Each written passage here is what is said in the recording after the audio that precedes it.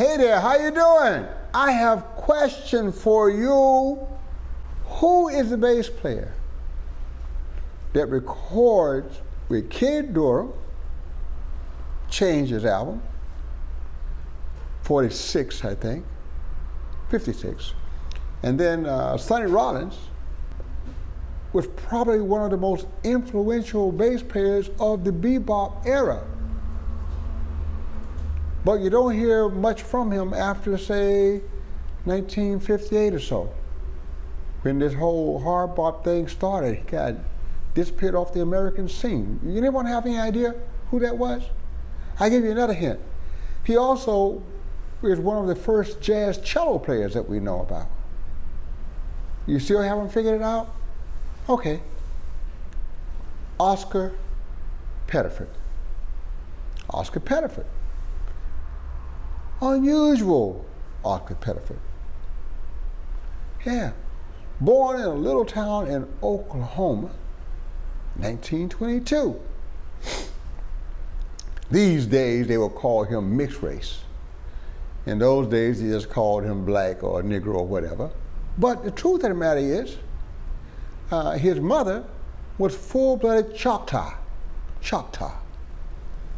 His father was half Cherokee and half African American. And you see the Choctaw and the Cherokee were what they called a civilized tribe. They tried to emulate European standards in the 1800s and whatnot, and the 1700s, and still had to face the Trail of Tears all the way out to Oklahoma. And it is Oklahoma where Doc Harry, who was a veterinarian, amateur guitarist, met his wife-to-be, who was full-blooded Choctaw, and Oscar was one of the kids they had.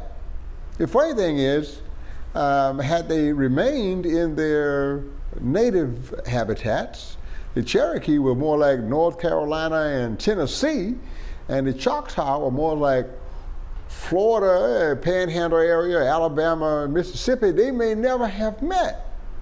But because all of these Native Americans who lived east of the Mississippi were driven out to the west, primarily Oklahoma, they did meet there. And although their languages were different, Cherokee spoke from the Iroquois strain of language. The Iroquois were as far north as Canada. And the Choctaw had a more Mississippian branch of Native American language for people in that particular region. At any rate, at about 3 years of age, the family moved from Oklahoma to Minneapolis, Minnesota. And they had a family band. As I said, the father was a veterinarian. That was his business. And his nickname was Doc. They called him Doc. But he was an amateur guitarist. And for a while, little Oscar would go along with the family band. And he would kind of sing and dance. he would sing and dance.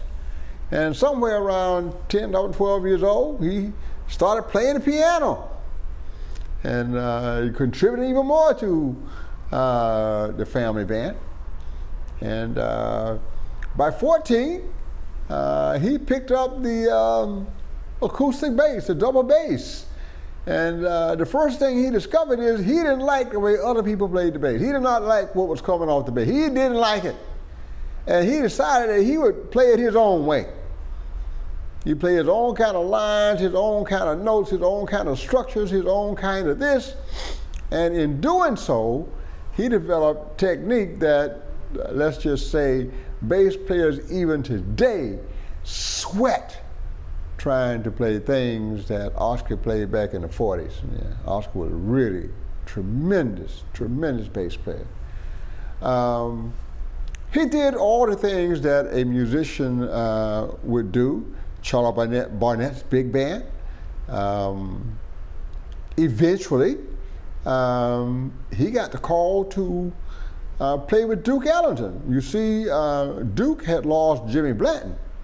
And Jimmy Blanton was the bass player of all bass players. He had revolutionized the way the bass is used in jazz, both as a rhythm instrument and as a solo instrument.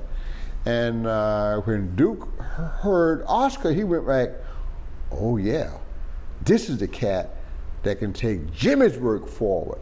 That's saying a whole lot right there when Duke goes, oh yeah. And you know what, it almost didn't happen.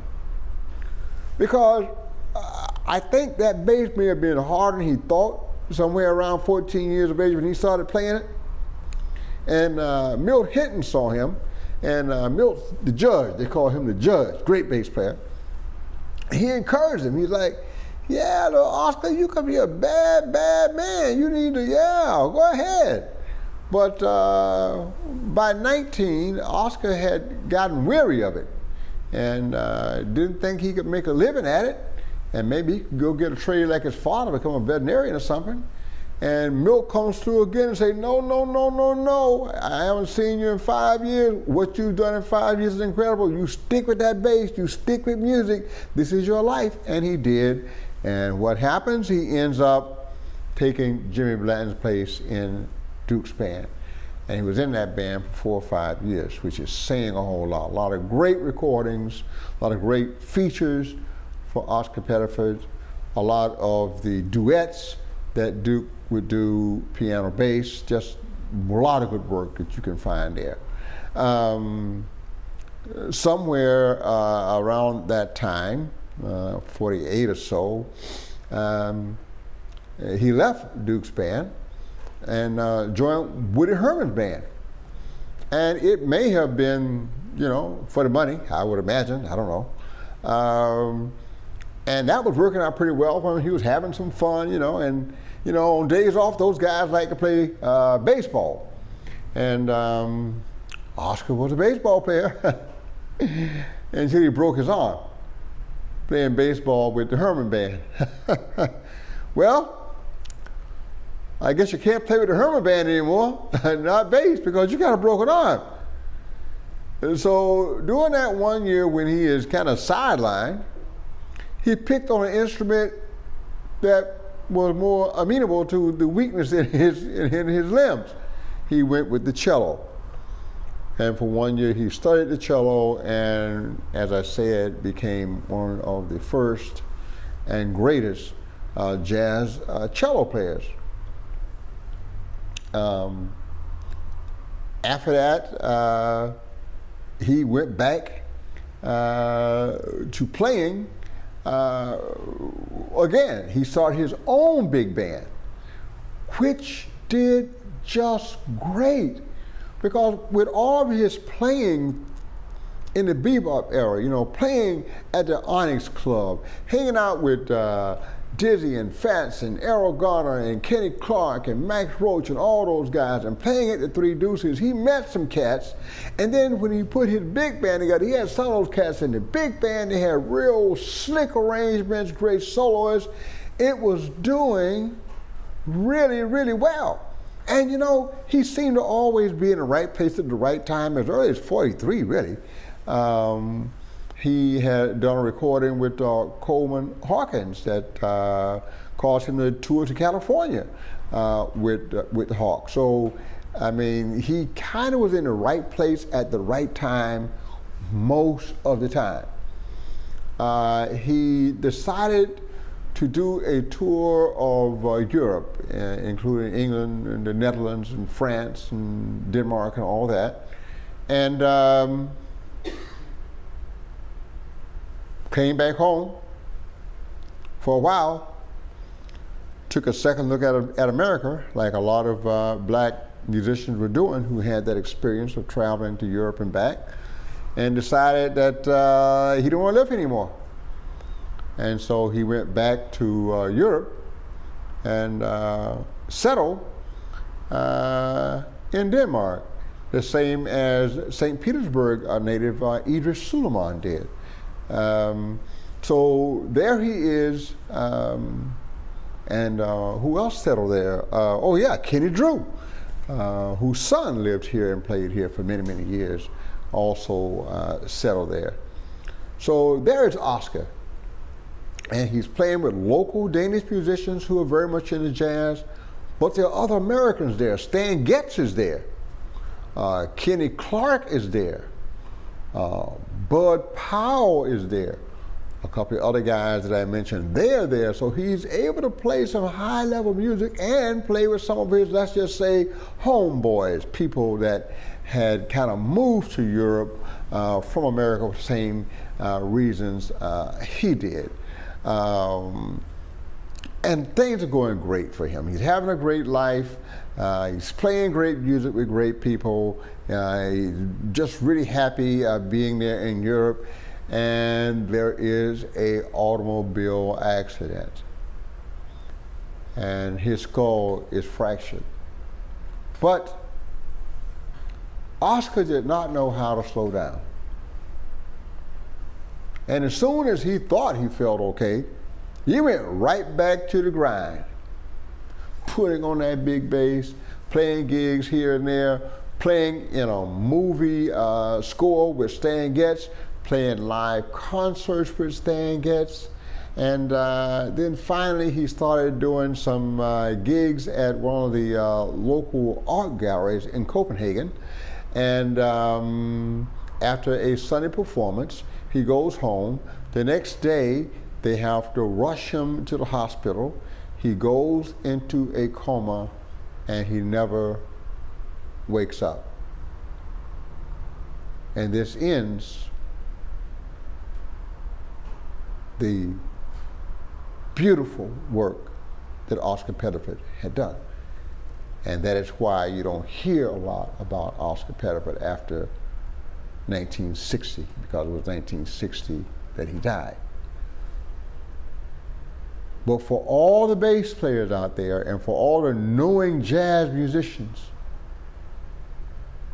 there are very few bass sounds as sweet as the sound of Oscar Pettiford's bass.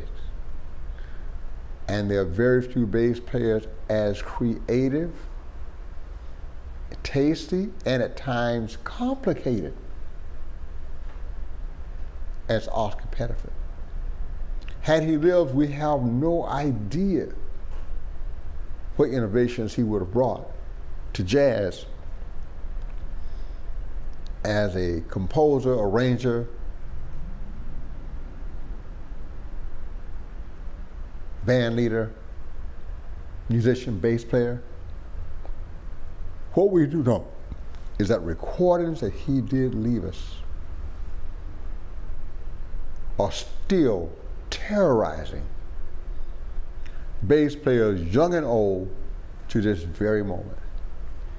And out of respect and in the hopes of advancing themselves, they still pursue the excellence of Mr. Oscar Pettiford, part Choctaw, part Cherokee, part African American, 100% human, and a great jazz musician. Thank you very much.